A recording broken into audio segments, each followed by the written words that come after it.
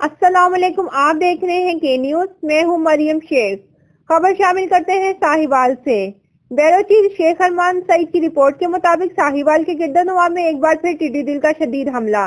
लोगों में खौफो हरास, फसलें तबाह होने का खतरा। तफसीलात के मुताबिक टिड्डी दिल ने एक बार फिर साहिवाल के शहर का रुख कर लिया। पूरे शहर की तरह मिठाली रोड के गिरदनवा में भी इसका हमला इस वीडियो में देखा जा सकता है।